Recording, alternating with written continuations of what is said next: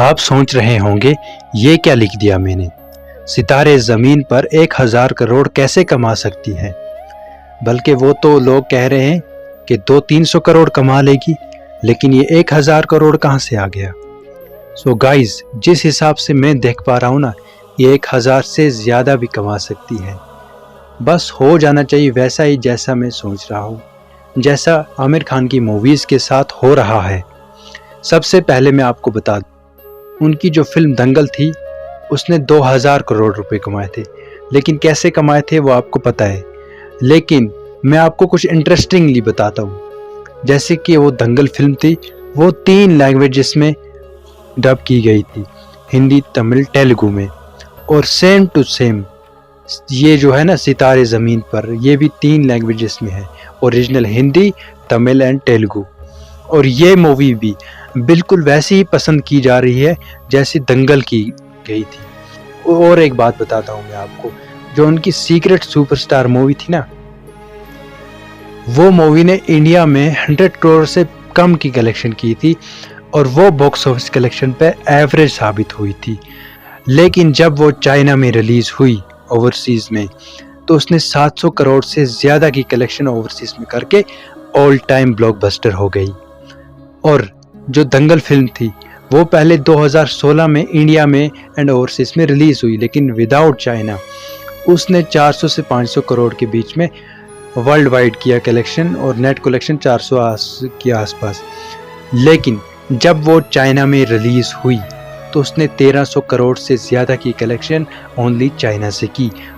तब जाकर उसने 2000 करोड़ कमाए।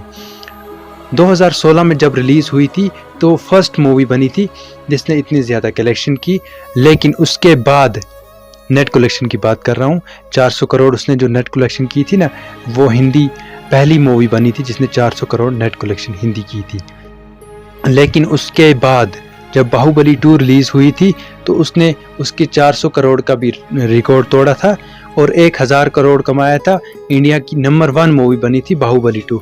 लेकिन उसके बाद दंगल चाइना में फिर से रिलीज़ हुई थी, मतलब चाइना में पहली बार रिलीज़ हुई थी, क्योंकि वहाँ मूवीज़ लेट रिलीज़ होती है। तो जब वहाँ रिलीज़ हुई तो उसने 2000 करोड़ कमाए थे। इसीलिए लोग कहते हैं कि बाहुबली इंडिया की नंबर 1 मूवी है, वरना तो दंगल ही है वर्ल्ड वाइड हिसाब से। तो जो अभी सितारे ज़मीन पर है, ये मूवी बहुत कुछ कर सकती है अगर ये मूवी बिल्कुल दंगल की तरह चाइना में रिलीज़ होती है। हाँ, टाइम लगता है हर चीज़ में, तो ये मूवी का बहुत अच्छा होना ज़रूरी है। और इसके रिव्यूज़ तो आपने देखे हैं ये कितनी अच्छी है। अगर ये चाइना में रिलीज़ हुई, ये दंगल का रिकॉर्ड हो सकता है तोड़े, वो इम्पॉसिबल है, क्योंकि उस लेवल की तो ये टच नहीं कर पाएगी।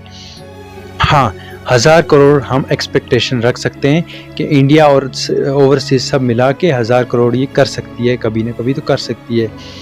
उम्मीद यही कर सकते हैं हम।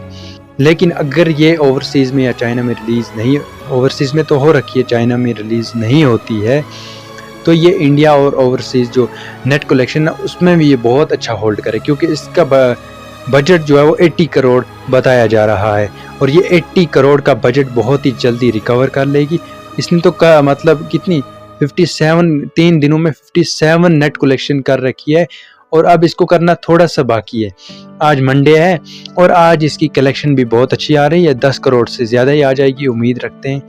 और ये आज भी कमाएगी 10, तो हो जाएंगे 67, और 67 फिर रह जाएगा 13, एंड वो भी हो जाएगा तो हो जाएगा बजट नेट कलेक्शन में रिकवर। वर्ल्ड वाइड तो हो ही चुका है। तो आप खुद सोचिए ये मूवी किस लेवल पे जा रही है। हेटर्स को मौका नहीं दिया इस मूवी ने, बहुत बढ़िया मूवी थी। इसने जो अपना पहले दिन में 10 करोड़, दूसरे दिन में उससे डबल, तीसरे दिन में उससे ज़्यादा, भाई तीसरे संडे में इसने 30 करोड़ की नेट कलेक्शन की। उम्मीद नहीं थी हेटर्स को, लेकिन हेटर्स को भी उनका जवाब मिल चुका है। मूवी ने बहुत अच्छा होल्ड किया है, इसके रिव्यूज़ पॉजिटिव निकले।